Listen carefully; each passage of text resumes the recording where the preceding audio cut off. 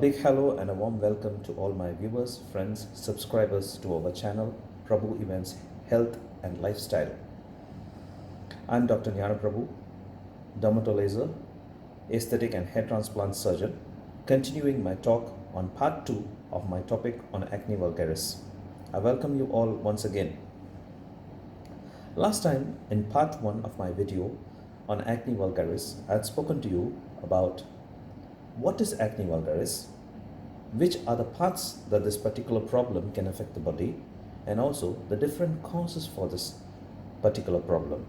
Today, on my part 2 of my video on this very unique and informative subject, I will be discussing with you all the different types of acne vulgaris and how do you diagnose this problem and what are the modalities of treatment of this particular problem. So, beginning with the different types of acne vulgaris. Basically, acne vulgaris are of two types. One is a non-inflammatory variety and the other is an inflammatory variety.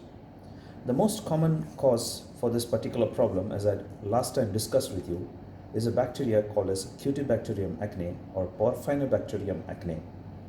So, the non-inflammatory variety of acne vulgaris is called as a comedone.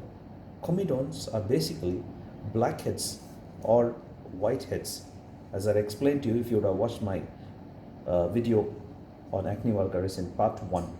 This is basically a pilosebaceous unit where the hair follicle is attached to the sebaceous gland that normally comes out. The hair follicle normally comes out in this fashion. Sometimes it so happens that the hair follicle gets obstructed or impinged into the skin, resulting in something called as a comedone or a blackhead. Comedone are basically of two types. One is an open type, the other is a closed type. I'll explain to you what is a closed type of comedone. Closed type of comedone is basically what you encounter as a hair follicle that is dilated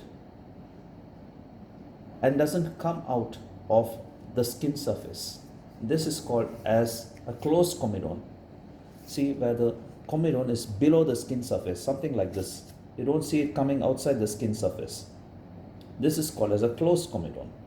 An open comedone is a hair follicle that is visible outside the skin surface in this fashion. A little bit of projection lies, something like this. The second type of acne vulgaris is called as an inflammatory type of an acne vulgaris. This is a very common problem that you encounter where this closed comedone that's below the skin surface is being attacked by an anaerobic bacteria called Cutibacterium acne, which in turn causes the secretion of the sebum to be blocked. So you can see this sebaceous gland. This bacteria basically blocks this particular gland, resulting in something called as a release of fatty acids, and this fatty acids in turn irritates the entire skin surface, causing a follicular epithelial proliferation, resulting in an inflammatory response on the skin, leading to something called as a pimple that a common man calls it as something like this. There's a small bump that you can see on top of the skin. Either the bump can be reddish or a non-reddish lesion, and this particular lesion are of different types. The common one that we encounter during our clinical practice is called as a papule. Papule is basically a bump that's encountered on top of the skin that is around 2 to 5 mm in diameter, and it is located deep in the skin, just deeper, something like this. There's another condition called as a pustule where the skin surface, where the pimple comes on top of the skin surface, something like this. That is superficial, that is enclogged with this yellow material called as a pus. There's another condition called as a nodule, where there's a larger and a deeper and a solid papule that is located beneath the skin surface. There are another condition called as cysts. Basically, these are suppurative nodules on the skin surface, sometimes resulting in scars.